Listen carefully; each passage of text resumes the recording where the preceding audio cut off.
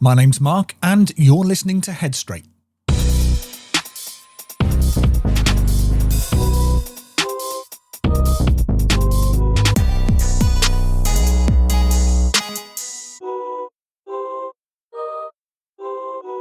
Hello you lot and welcome back to episode 1 of season 3. Welcome back indeed. Yeah, right. So today what we're talking about is why you keep sabotaging yourself, and we're going to look at how to stop this. But first things first, you need to know something. Sometimes the person getting in your way isn't your parents, your mates, or the school, or even the system. It's you. So think about it. You've got plans, you've got tools, you've maybe even got the momentum, and then you ghost it, you delay it, you avoid it, or you blow it up completely. And afterwards, you just sit down in a bit of a mood and ask yourself, why do I keep doing this to myself? Now, the thing that you need to know is that's sabotage. And before you start thinking, great, this just means I'm rubbish, I'm crap, I'm never going to do well. Hold up. This isn't about being weak or lazy. This is your brain's way of keeping you safe. Now, this sounds a bit twisted, yeah, but it makes sense once you see it. So today, we're going to be breaking it down. We're going to take a look at why you sabotage even when you genuinely want to succeed. We're going to take a look at the sneaky short-term payoffs that keeps you hooked into this behaviour. And then we're going to take a look at 3 tools to stop tripping yourself up and to actually start backing yourself instead. But we're not going to get anywhere unless we actually understand what sabotage really is. Now, you need to know, it isn't random destruction. It's actually protection. Now think about it. You finally sit down to revise, but instead of opening your book, you reorganise your desk. You scroll TikTok to look for the best study hacks. Now, this isn't laziness. That's avoiding the fear of facing the work. Or maybe you meet someone you like, but instead of leaning in, you joke at your own expense and you pull away before it gets close. Maybe it's easier to ruin it yourself than risk rejection, yeah? Or maybe you sign up for the gym. You even buy the gear, but on the day, you convince yourself that everyone's just going to stare at you, so you don't go. Now that's sabotage. Not because you don't want it, because trying properly means that you could fail properly, and failure hurts. So before you go any further, I just want you to stop for a second and think. Where do you see this happening? Where do you pull back right when you actually wanted to go forwards? Now let's take a look at those short-term payoffs I mentioned. Here's something that most people don't realise. Sabotage works. Not long-term, not in ways that make you proud, but in the moment, it delivers. Put off starting an essay until the night before. The payoff is you get to avoid the stress of facing it today. Walk away from a group project halfway through. Maybe the payoff is that you escape the fear of people criticising your work. If you laugh at your own idea before anyone else can, maybe the payoff for this is that no one gets the chance to shoot it down. That little hit of relief you feel, that's your brain cashing in on the short-term win. You get comfort, you get escape, you dodge discomfort for another day. But there's a catch, and here it is. Short-term payoffs steal from your long-term future. Every time you take an easy escape, you sabotage your own progress, self-belief and growth. You protect yourself in the moment, but you rob yourself of who you could be in the future. So, again, just take a moment. Think back. What was the last sabotage you pulled on yourself? And what tiny win did you actually get out of it? Now, there's something else that's important to think about, and it's the long-term fear. Now, here's where sabotage goes deeper. Sometimes it's not about avoiding failure at all. It's about dodging success. Stay with me with this. I know this sounds weird. Why would you be scared of success? Well, because success isn't just shiny trophies and claps from the crowd. It comes with pressure. Success raises the bar. All of a sudden, people expect more from you. It makes you visible. Now people notice, and with that comes judgment. And success removes excuses. Once you've shown that you can't hide behind, I'm just rubbish, anymore. So your brain makes this sneaky deal. If I never succeed, I'll never have to face the pressure, the attention, or the responsibility. Now, this isn't weakness. It's a safety mechanism. Your brain thinks it's protecting you from a scarier future by keeping you in the smaller present. Now ask yourself honestly, what feels scarier to you right now? Failing and staying the same, or succeeding and having everything change? So let's now get into the ways in which you can change things around. You've been tripping yourself up, probably for years, and I get it, because sabotage works. It saves you from rejection, from failure, from looking stupid, but it also keeps you stuck. So let me give you 3 ways to break the cycle. Now these are actual tools that you can use the next time you catch yourself about to blow it up. The first one is the payoff audit. Now this is something really important for you to understand. Sabotage always comes with a sneaky little reward, otherwise you wouldn't do it. So ask yourself, what do I actually get out of messing this up? And be brutally honest. You put off starting coursework until the last minute. The payoff might be that you can blame the deadline, not your ability. You avoid speaking up in a group. The payoff of this is that you never risk saying something wrong.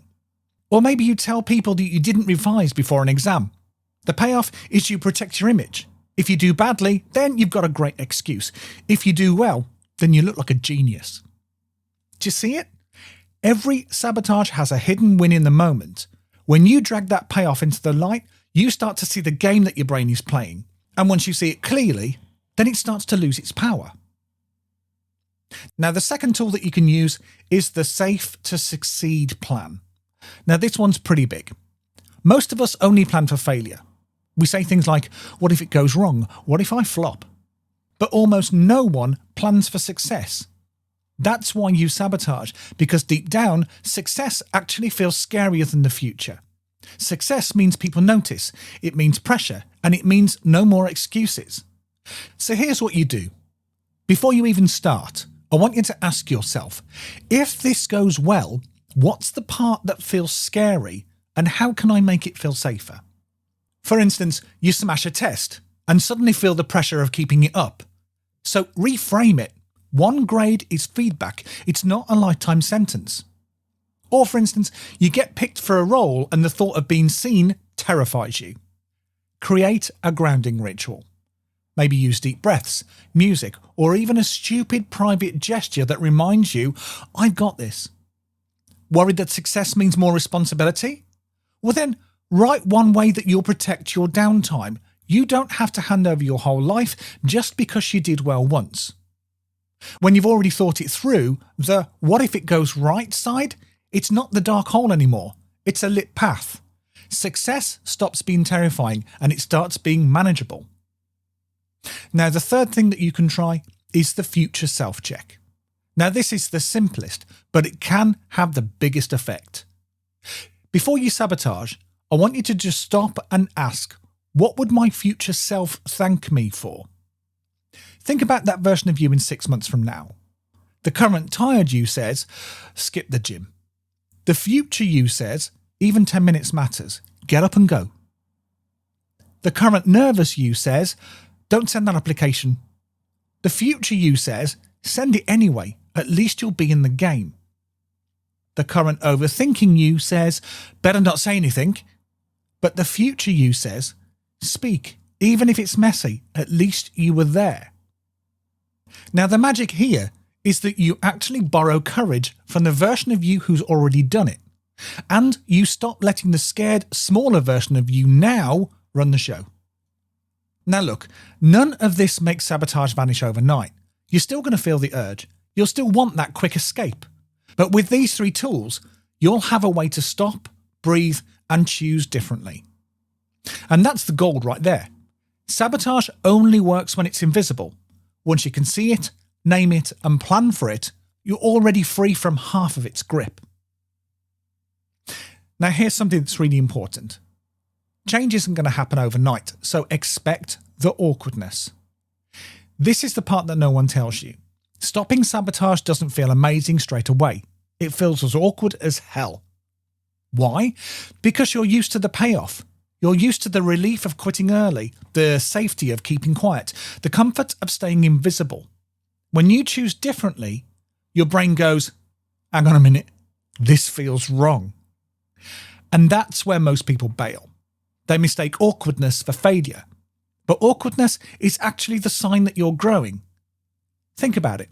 The first time that you tried to ride a bike, wobbly, clumsy, uncomfortable, but that was growth. The first time you said no instead of people-pleasing, guilt punched you in the gut, but that was growth.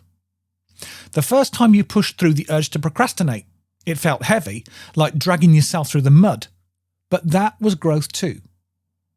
Awkwardness is proof that you're stepping out of the old loop. It's your brain catching up to the newer version of you.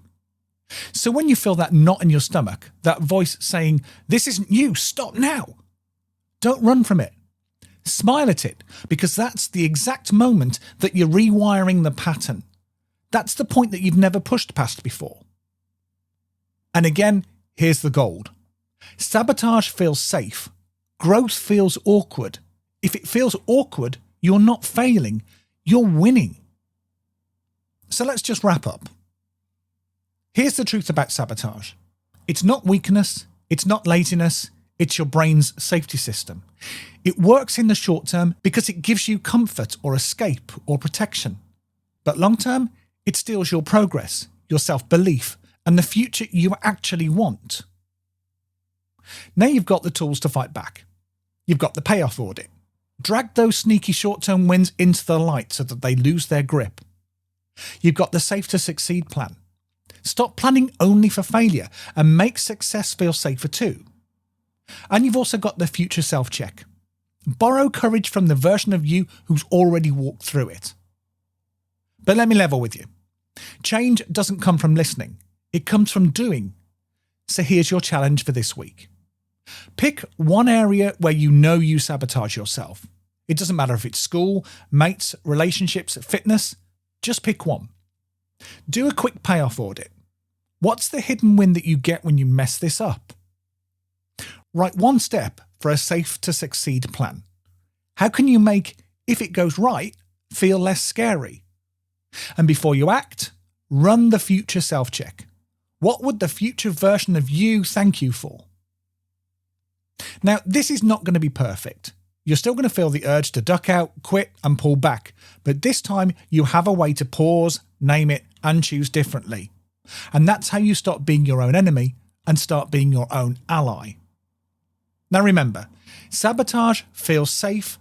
Growth feels awkward. If it feels awkward, that's not failure. That's proof that you're changing. Now let's have a look at what we're going to do in the next episode. Even when you do catch yourself sabotaging, sometimes life still slaps you with the setbacks that you didn't ask for. You mess up.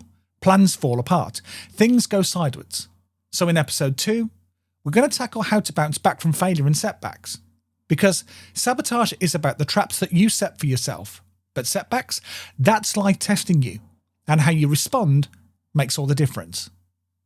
So, ready for the next step? Of course you are. Join me in the next episode.